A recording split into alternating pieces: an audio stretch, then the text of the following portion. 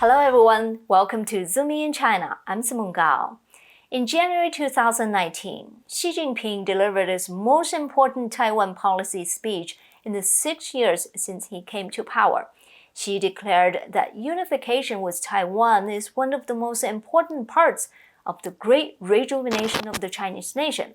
In fact, Taiwan must unite with China, and China would not kick the can down the road forever. Did he imply that if a peaceful unification is not achievable, China would take over Taiwan during his lifetime and under his leadership? Now the whole world is depending on Taiwan for chips. How has this impacted America's determination to protect Taiwan? I had these discussions with Rupert Hammond-Chambers, president of the US-Taiwan Business Council. Take a listen. Thank you, Rupert, for joining Zoom in China today. Thank you, Simone. It's my pleasure, always. Okay, let's talk about TSMC in the context of the cross-strait relations. Recently, I've heard an argument that if China occupied Taiwan, the whole world would be paralyzed because, if Beijing decided to cut off the chip production from TSMC. Is this an overstatement? Well, I think what it speaks to is the importance of Taiwan in the semiconductor ecosystem, Simone. You identified TSMC, and of course TSMC is arguably the most important semiconductor company in the world now, given its technology, particularly at the highest levels, and its relationship with the global technology community. If Taiwan was severed, if the island's semiconductor manufacturing was severed from the global economy, yes, it would have ramifications across the world, not just for supply chains, which we're seeing perhaps as an example in the tightness of supply in the auto industry. You can magnify that across the entire global economy. Manufacturing would be impacted, equity markets would be impacted, and so on. So yes, it would have ramifications way beyond just the Taiwan Strait. Right. And I think that TSMC has really changed the cross-strait relations quite a bit. So the question is, how much has TSMC changed America's resolve to protect Taiwan? Well, I know you want to put it in the context of TSMC, the company, but I would continue to come back to the Taiwan semiconductor ecosystem. For, of course, TSMC is at the center of Taiwan's semiconductor community, but there are many companies that make up Taiwan's strength as a manufacturing base for chip manufacturing and for partnering with the rest of the world in this space. How has it changed the calculation for the United States? Well, it's strengthened it. There are many different issues about why Taiwan is and will remain a critical partner for the United States, for Japan, for the Australians, for the British and others globally, of which its technology importance is a key feature. And of course, at the core of that is the semiconductor miracle that has grown on the island since the 1980s. Right. The recent news is TSMC is planning to build several more chip-making factories in Arizona beyond the one currently planned. U.S. domestic manufacturers such as Intel is also planning on building factories in the area, as is Samsung. And the Biden administration is preparing to spend tens of billions of dollars to support domestic chip manufacturing. So how significant is this trend to the U.S. and also to Taiwan? Will this make TSMC and the rest of the Taiwan's semiconductor industry less significant strategically in the future? Actually, I think, Simone, it's quite the opposite. I think that TSMC and the semiconductor community from Taiwan is only becoming more relevant, more important for the considerations of American politicians and leaders. The investment and commitment that TSMC is making here in the United States is huge at the highest technology levels, 5 nanometer, the possibility that as the Arizona investment expands over time. We may see 3 nanometer production and even higher as time progresses, speaks volumes to how important TSMC places, the importance TSMC places on its relationship with its American partners and customers, as well as geostrategically, the importance of the US-Taiwan relations. What we're seeing, which is an excellent development, is more balance, less focus only on one place for high-end manufacturing, particularly Taiwan, and more balance between Taiwan and the United States for high-end manufacturing. That's good for geostrategic politics. It's also good business and allows TSMC and the Taiwan technology community to engage and service its global customers and partners, which is a favorable outcome.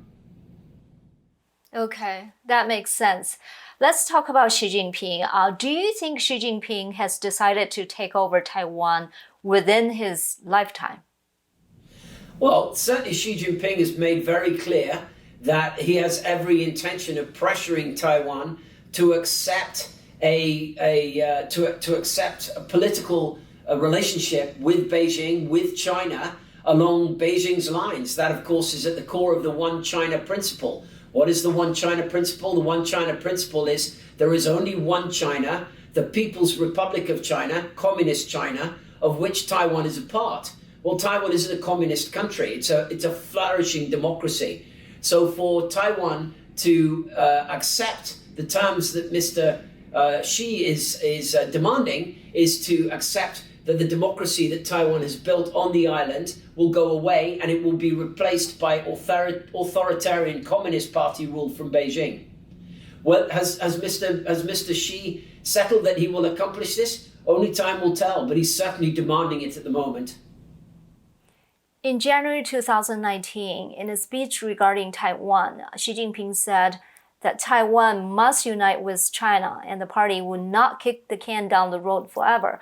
So if he has decided to take over Taiwan within his lifetime, when do you think will be a good window for him? Well, who can know what the right timing is for China to undertake some sort of action? My response to your question is that I think the Chinese should be very wary of any action that undermines peace and security in the Taiwan Strait, whether the gray zone activities that they have been pursuing of late, the sortying of aircraft in Taiwan's ADIZ, south of the island between Taiwan and the Philippines, or other gray zone activities that limit and restrict Taiwan's ability to engage other countries in the world. All these actions undermine confidence in China's role as a responsible player in the global community. Moving forward, certainly China's best play is to act peacefully and magnanimously towards Taiwan and seek cooperation and not confrontation. I don't think if that's very likely. Let's talk about President Biden. Biden said one of the main reasons for America to withdraw from Afghanistan is because America wants to focus on China, and his current strategy regarding China has 3 components: competition, cooperation, and confrontation. I was thinking, would there ever be a scenario where, in this post-pandemic era, in the face of a possible hard landing of the US economy, America would need China more than before? And in that case, what would it mean for Taiwan? Well, I think that the issue of economic instability, whether in the United States or, quite frankly, Simone, in China, is certainly one that analysts should consider about the ability to manage stable relations between China and the United States, the world's 2 largest economies. That has to be a consideration. But I believe here in the United States that the overall attitude towards China is one now steeped in confrontation and one steeped in pushing back on China's behavior regionally and globally, whether it's militarily or economically. So it's hard, even in your scenario, where the United States may be experiencing some economic challenges, to imagine that would curb America's willingness to compromise on other areas of American national interest. In fact, I would imagine that would probably strengthen America's willingness not to be perceived as vulnerable in that moment and as a consequence be taken advantage of. And I think that's true for China as well. If I had a concern, frankly, about US-China relations moving forward in respect to the United States, I think it's probably over climate change cooperation and the extent to which American domestic politics may undermine broader American national interest as the left wing of the American Democratic Party push for some sort of climate accommodation with China that comes at the expense of all the other American national interests. Taiwan certainly being high on those priority lists, but economic issues, technology issues, and so on. Interesting. Last question. What is your evaluation of the Biden administration's China policy so far? I have been impressed with the continuity that the Biden administration has pursued in respect to the shift that Mr. Trump made in 2017 when he was elected. And that has been most welcome parochially for us on Taiwan policy. The Biden administration, through both the selection of top-notch personnel, Kurt Campbell, Dan Crittenbrink, Eli Ratner, there are certainly many others worthy of note, but those are three who I would identify right off the bat, as well as the pursuit of policies that consistently keep US national interest at the forefront, keep pressure on China to live up to its obligations and to act as a responsible player in the global economy and a responsible economic partner to the United States is all being most welcome. Perhaps, Simone, you noted yesterday, Ambassador Tai at the United States Trade Representative Office gave a speech at the Center for Strategic and International Studies in which she framed a trade policy that looks very similar to the one that Mr. Trump and his colleagues pursued. For us here at the US-Taiwan Business Council, we welcome that. And I would also note that while Mr. Trump and his colleagues did not see fit to engage Taiwan bilaterally on economic matters for fear that it might disrupt US-China trade relations, Mr. Biden has in fact proceeded, and a trade and investment framework agreement meeting was hosted this past summer, and it did not have a negative impact on US-China economic engagement. My point to you is we can do important economic bilateral trade issues with Taiwan and with China at the same time. Interesting. Okay, Rupert, these are all my questions. Do you have anything else to add? No, Simone, I think I love all of your questions. I particularly like the last one. I did want to note for you that I think it's interesting now we're looking at the parliament in Taiwan has just started its autumn, early winter session running through to the Lunar New Year.